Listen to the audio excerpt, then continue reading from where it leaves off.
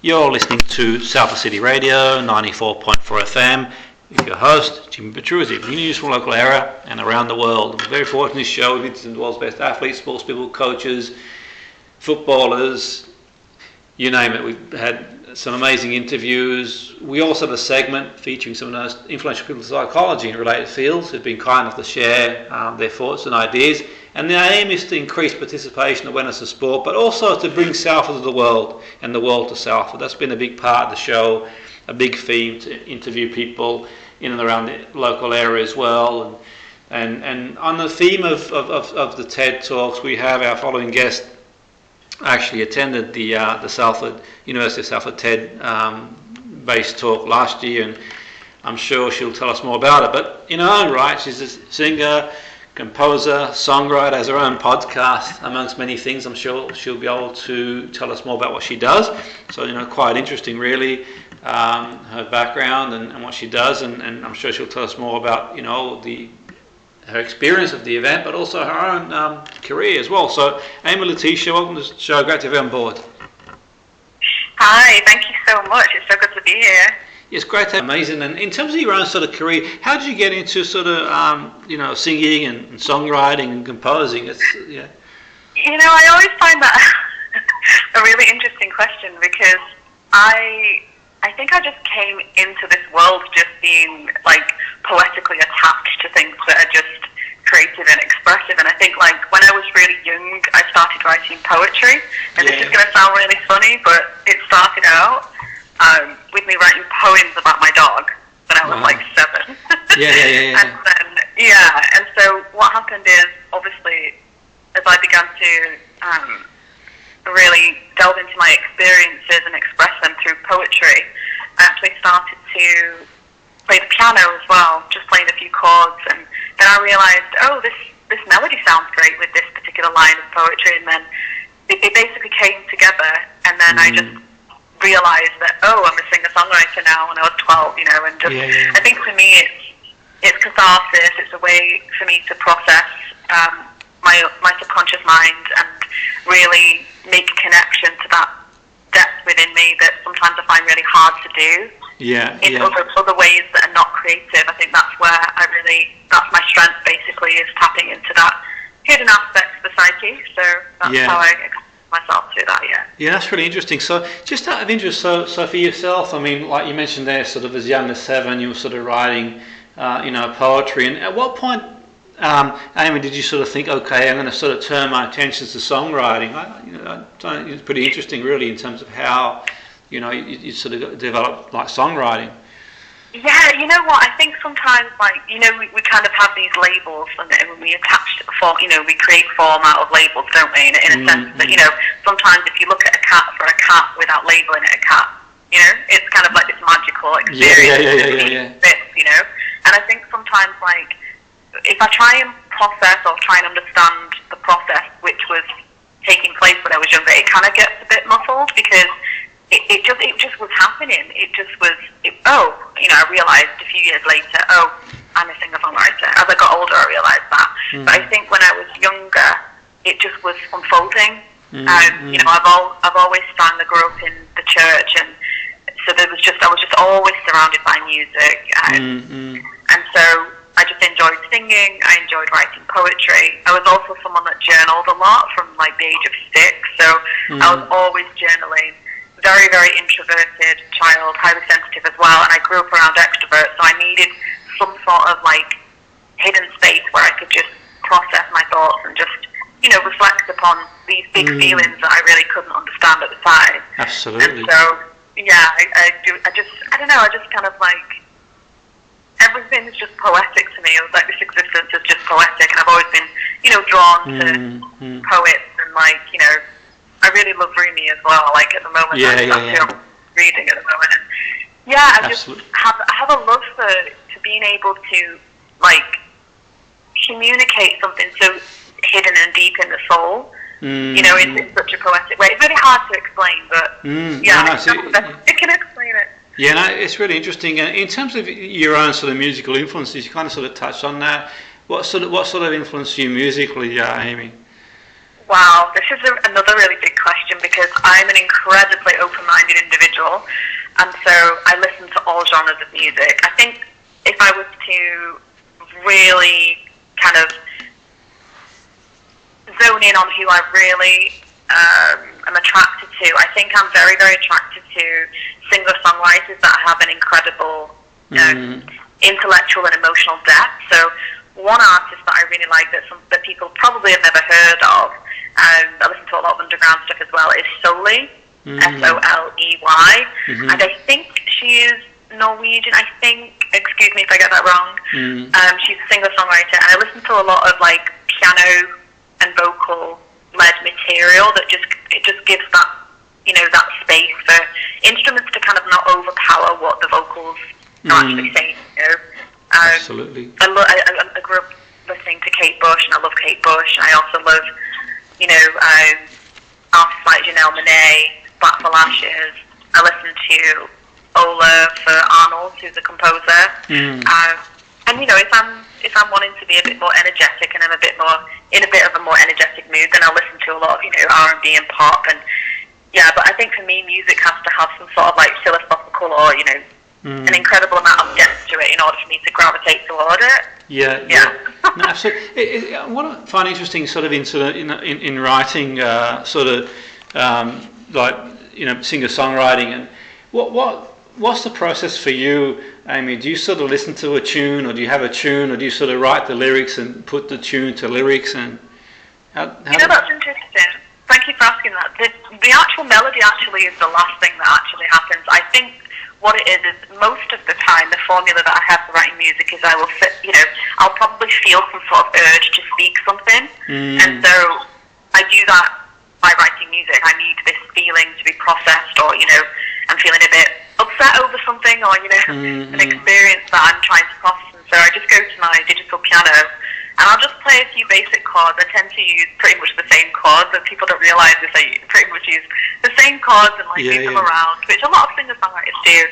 And the words, honestly, just genuinely, sometimes I don't even know where they come from, but like, I obviously know they come from the hidden parts of my psyche, but they just flow out, and they just happen to sometimes rhyme, sometimes they don't, and they just come out, and I write them down, and it just keeps flowing, and I'm just like, you know, and then I tend to.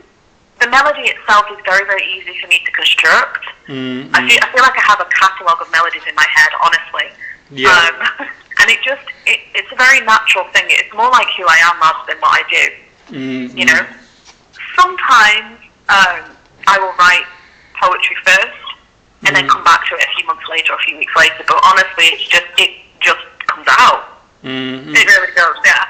No, that's really interesting, and so, like, you know, in terms of yourself, I mean, you seem to have an understanding of sort of, you know, psychology. You sort of use some terms there in the field of psych, and is that an area that you've studied or sort of touched on, or? No, I mean, I'm really into Jungian psychology. Okay, Depth psychology. I just read a lot, I think. And I've always had this, you know, prior to, maybe 5-6 years ago, most of my music was a way of me to process my psyche rather than it being to process and to transmute. And by transmute, I mean to be able to take your pain and turn it into power, you know, as opposed to just complaining about all the sad things that happen in life, you know, because I won't want to write a piece of music unless there's something melancholy happening. And so I think for me, my own music has always been psychology to me in some way, because I've always wanted to explore the depths of my own psyche that I don't even know about, you know. So I do read a lot about psychology, but I think as well when I was studying music at the University of Salford, it was a case of, at the time, I was going to either study music or psychology, and I did go with music. So. No, it's interesting, and I mean, you mentioned you studied music. I mean, sort of, what does that involve? I mean, it involves different things, different people. But for yourself, I mean, what that involves, sort of studying music? Amy, what's the whole sort of? I know without sort of going to the depths of the curriculum, but what does generally studying music involve? Yeah, at the time when I was studying BA honours in popular music and recording, obviously there's the element of composition and recording. There's also arranging, where you might take a piece of music and kind of make it your own, arrange it to your own style, your own time signature. But there's also a lot of theory in there, including music business, music propaganda, which is one of my favourite lectures that we had. It was very, very interesting. Ethnomusicology, music history. There's things like psychoacoustics, which drove us all insane. But if you're really good at, I think it's more the sciencey aspect of music, then that can be very interesting to those that are intellectual in that sense. Music production, it's very, very broad, and it's very, very interesting, and I enjoyed it, yeah. And in terms of yourself, I mean, you mentioned the piano there. I mean, do you what do you sort of play yourself? Amy, is it mainly the piano, or? Yeah, so I have a digital keyboard at home. It's basically like a stage piano. I'm self-taught, and pretty much a first study singer. So that I was studying to be a first study singer when I was at the University of Salford. So but basically most of my time when I'm performing live, it's either me and the piano or me, the piano and the cello, because I actually compose music for the cello as well, which I really enjoy doing. Wow. And so when you say self-taught, I mean, just for our listeners, so obviously with music, you've studied music, but obviously people can take music lessons for an instrument, for example. But when you say self-taught, is it something that you just on a piano and just played around with it and just figured it out yourself type thing? What? Yeah, that's exactly it. I think sometimes when I first started playing the piano, I think because my grandma, she's very good at sight reading, but not so much good at the composing side. Whereas it's the opposite for me. And I just first started playing just with a few chords like F major, G major, A minor, and E minor, those basic chords. And I picked that up actually after my younger sister, she started playing the keyboard, and we used to go around to our grandmother's and play the little organ and write music. We didn't even realise what we were doing. We were just enjoying time, just singing our thoughts. It was really interesting. I think once you've got some basic chords, and I think guitarists will know this as well because they often are self-taught as well. You can work around with that. You know what sounds good. You know what doesn't sound good. Yeah. No, I find it really interesting because sometimes see interviews of musicians, and they say how they're sort of self-taught, and it's really interesting because I mean obviously it's one. I mean I wonder what your take is on it in terms of had you have been sort of taught and gone to say music lessons, do you think it would have made a difference in terms of the way you sort of play? Or I mean obviously it's hypothetical and we sort of can't go back and change things, but what's your sort of take on it in terms of say music lessons themselves? I mean, should we sort of get a balance between both, or just what are your thoughts around that? Absolutely. I mean, I did have a handful of piano lessons for about a year, but that was more when I was 14. And I think I struggle with motor skills, and so when I say that, I struggle with my left hand when I'm playing the bass with the piano. People can't tell this, but I think that when it comes to musical training, I struggle a bit more with being told what to do, if that makes any sense. Yeah, absolutely. So I haven't mastered to an extent, and this is where I'm going to be showing my weaknesses now, but I haven't mastered to an extent the technical side of music. It's like being an artist, isn't it? You can be this amazing artist, but somebody that's been trained in the technical side of art would be able to see that you're lacking some technicality in your art, So I think that sorry, go ahead. No, that's interesting. Yeah, I suppose. I suppose there are people that could probably tell, but I mean, I suppose the other side of things as well. It's sort of interesting, really, in the sense that some of the sort of really well-known musicians that say they're self-taught, and unless they mention that, I probably wouldn't have known otherwise. And most people, but it's really interesting stuff. I think people can't. I don't think people can tell, and people are often like, "Oh my goodness, that's amazing," and I'm like, it's amazing for what I do in my own little niche, because I do think that I would be 10 steps ahead if I would have had classical training from a really young age. That is something that I think that people but also at the same time there are people that have classical training and they're not composers. Yeah. So in the way, I sometimes see it in the way that, like, as much as there are people out there that are getting the benefit of that, they might not have that flow, that natural flow of poetry. And I think you just are where you are, you know. Yeah, it's interesting speaking to you because I'm sort of thinking, you know, obviously, you know, not everyone's going to have aspirations to be a singer-songwriter, composer, but I suppose music can reach a lot of people. It's powerful. You know, I think everybody loves music, to be fair. I mean, I certainly do. I've got it playing all the time. And I mean, do you see like a case for maybe? I've always sort of, I don't want to sort of overwhelm the curriculum in schools, but you know, I'm always suggesting maybe to add sports and add mindfulness and add this, that, and the other. But I sort of see a place for more creativity in terms of, you know, having opportunities to sort of go out there and just, you know, just have students, for example, have that opportunity to do what you did. Basically, you mentioned there, very young, to just write and get a feel for processing feelings. I mean, do you see that as maybe, you know, maybe in the future, if it's not already happening now, as an opportunity to sort of have classes where, you know, young people can just write basically and you know, express their feelings really on paper?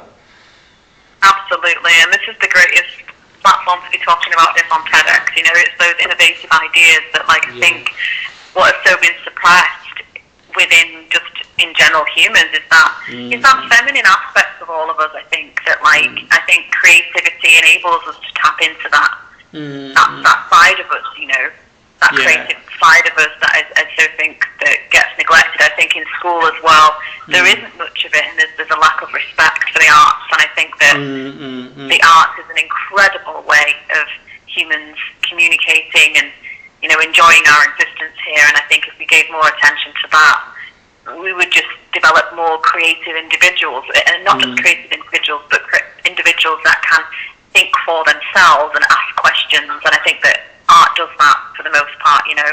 Yeah, and absolutely, yeah. It's interesting too because you mentioned before about like introversion, and I had this conversation a week or two ago. I was speaking to someone and sort of their perception of myself was I was an extrovert, but nothing can be further than the truth. I'm actually, in my professional existence, I'm in this extrovert world, but there's nothing more I like than just having time and just recharging the batteries. And I think that it sort of shows that you can be introverted and sort of be successful and make an impact in what might be considered, at least from the outside, as sort of people see, I guess, probably people's perceptions of musicians and singers and other stuff really as being extroverted. But it kind of shows that you can be that introvert, but you step out on stage or when you get the opportunity to sort of do what you do, you can sort of still perform, if that makes any sense, really.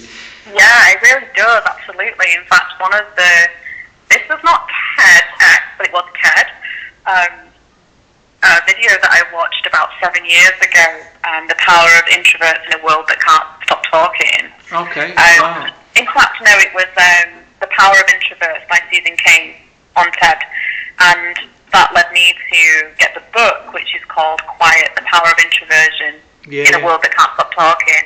And that book really changed my life because that really talks about the workplace and it really talks about business and not just the science of introversion, that it is extroverts and introverts. It's not about how loud you are, about how quiet you are. We do have different brains. And like what you just said there about wanting to go home and recharge, that's based on your temperament, isn't it? That, like, that's the way that you recharge and that's the way that I recharge, but somebody that is extrovert would recharge by being around people, you know?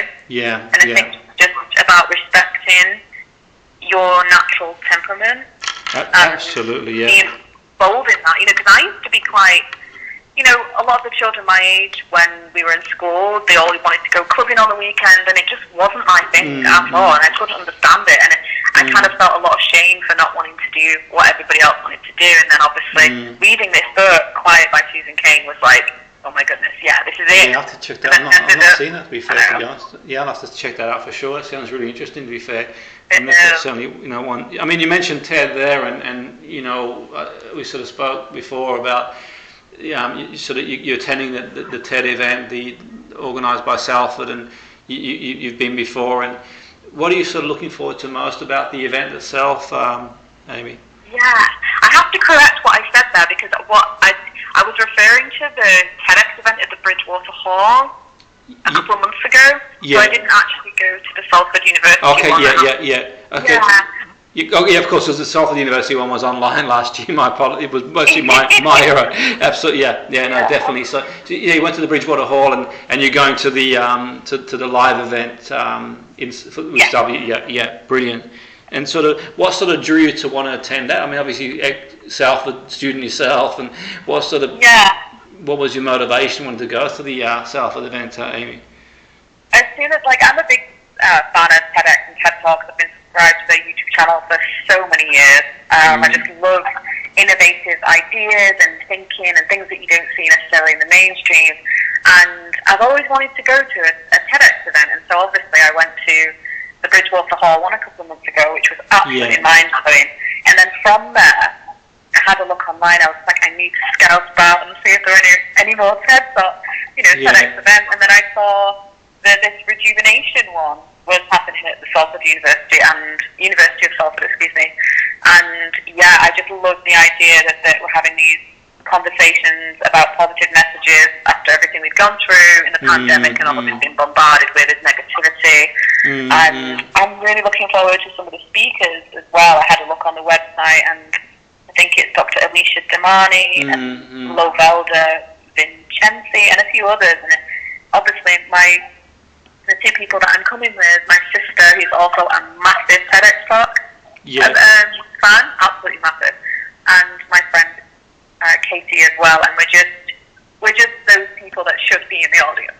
Absolutely, no, for sure, and I'm sure that you'll add a lot to the experience, in terms of your own interest for the events. In terms of, we mentioned your podcast. You mentioned you have a podcast as well. Just for our listeners, what's the podcast all about, and where can they find it, Amy? Yeah, my podcast is called Beautifully Empowered, and it's themed around emotional healing, spiritual healing, self-development, the esoteric, and things like that, and just overall empowering not just women but just human beings to be more in touch with the feminine aspect of themselves, whatever that means to people. Be more creative, be more open-minded, and they can find that on Spotify, Apple Podcast, and pretty much any podcasting platform. No, definitely, and so basically, for our listeners who might not be too sure how to find it, did they type anything specific? Oh, sorry. Yeah, so those that listen on Apple Podcast and Spotify, I would recommend, if you do use an Android or a smartphone, to download the Spotify app. Yeah. And then you can search in the search icon Beautifully Empowered. Beautifully Empowered, yeah. Yeah, and you can do the same for Apple Podcast. You can download the app to your phone, go to the search icon, and search Beautifully Empowered. And if you just... Sorry, go ahead. Definitely check that. Sounds really interesting. And what was your motivation to put that together, Amy? Obviously, singer-songwriter and the podcast was pretty interesting, yeah. I think I love conversations, and not just conversations about things that interest me. I'm very, very interested in self-development, the expansion of consciousness and things like that, and I think I wanted a space where I could hold that space for people that are also interested in that, and just share some of my knowledge and things that I've applied that have then become wisdom. And I just wanted to be able to have that platform where that stays there, so that when I do leave this earth and pass over, that there's something there that I can leave here. Absolutely, I've really enjoyed doing it, and some of my closest friends listen to my podcast, and they're always saying to me, "Don't ever quit your podcast." I'm like, "Oh, you're so sweet." And I just like to empower people, because I've listened to podcasts and been empowered, and so. Absolutely. No, absolutely, for sure. And in terms of your music, where can people is there anywhere they can check out, from that perspective as well? Absolutely, yeah. So if you do have the Spotify app, you can search Amy-Letitia, which is AMY /Letitia, which is LETITIA, and you can can do the same for Apple Music. But if you just want to listen on YouTube, I have some, homemade videos on there as well. Type in Amy-Letitia in YouTube, and you'll find me there. No, brilliant. And at the moment, in between certain different jobs that I'm doing, and so my plan is to teach meditation again, which is what I was doing, so ultimately work for myself again.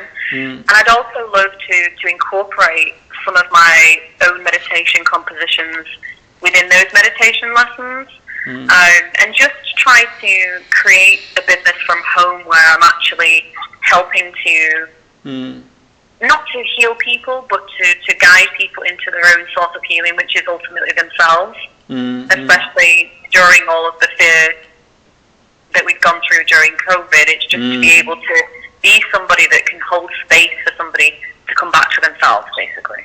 Absolutely. And in terms of, say, one of the sort of questions I ask our sort of guest is if you sort of were to reach out to sort of younger self in terms of, starting out from the beginning, and because it's hard to give anyone sort of advice, everything's sort of objective, but sometimes it's quite useful to sort of hear people's thoughts, but if you could sort of reach out to sort of, when you first started your sort of path, what are some tips you would sort of give yourself going forward in terms of, at the very beginning when you sort of got into music and other things?